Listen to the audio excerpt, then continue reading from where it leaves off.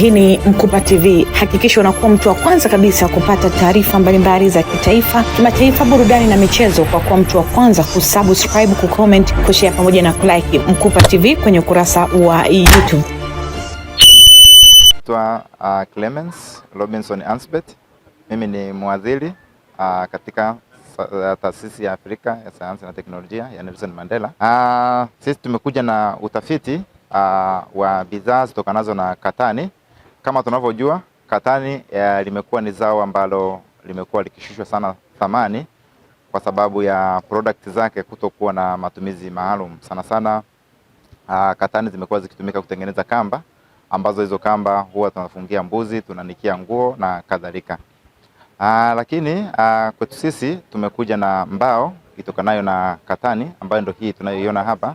Hii mbao imetengenezwa kutokana na hizi kamba za katani ambazo tunaziprocess kuendana na namna ambavyo unaziona hapa, ila tunatumia pia molasses ambayo ni mabaki ya processing ya sukari pamoja na mabaki ya processing ya soya beans ambayo tunatengeneza kimiminika kwenye temperature inayotakiwa na tunapata hii mbao.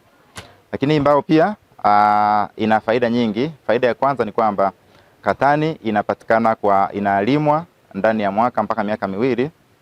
Tunaweza kuivuna na kupata hizi kamba zinazotakiwa kwa ajili ya kutengeneza hii mbao. Lakini ukiangalia kwa upande mwingine, tumekuwa sana tukitegemea miti ambayo utaona miti inakatwa sana sana kwa ajili ya kutengeneza mbao pamoja na thamani zingine za ndani kama mapambo. Ila sasa sisi kwa kuja na hii mbao, maanake tunapunguza utegemezi sana kwenye mbao zitokanazo na miti. Lakini pia miti kukua kwake inatumia muda mrefu sana. Unaweza kuotesha mti leo, utahitaji kuvuna mbao ndani ya miaka 10 mpaka 20. Kwa hiyo kwa kuja na mbao hii, maanake tunapunguza muda wa kusubiria mbao ikue mti ukue mpaka tukate hiyo mbao.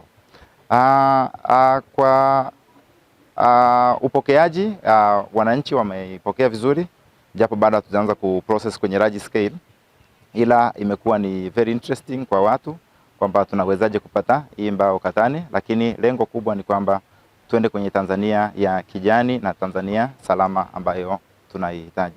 Asante sana ndugu mtangazaji. Kwa uimara wake ni imara sana kuzidi hata mbao ambazo tunatumia sasa hivi. Kwa mfano, hii specifically tutakuwa tunaitumia kama board, ambapo tunatumia hizi gypsum board pamoja na PVC, sema ambayo tunatumia PVC. Ukiangalia kwa sasa PVC zinazotumika ni plastic, ambazo pia zikipigwa jua wiki moja, wiki mbili tayari inakuwa imeshapauka.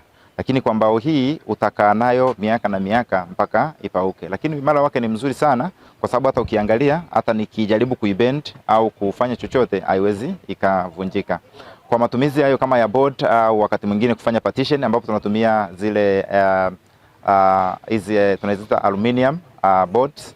Lakini ukiangalia kwa mfano aluminium boards zenyewe sio biodegradable, haziozi kwenye mazingira, manake zinarudi tena kuchafua mazingira.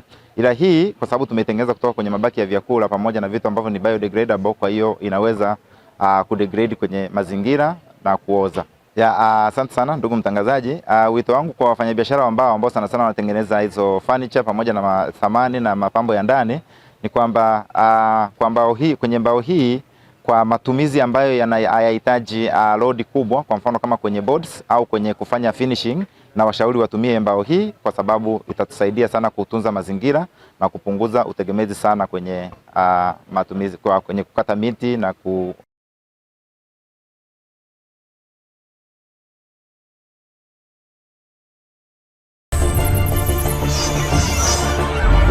Hii ni Mkupa TV. Hakikisha unakuwa mtu wa kwanza kabisa kupata taarifa mbalimbali za kitaifa, kimataifa, burudani na michezo kwa kuwa mtu wa kwanza kusubscribe, kucomment, kushare pamoja na kulike Mkupa TV kwenye ukurasa wa YouTube.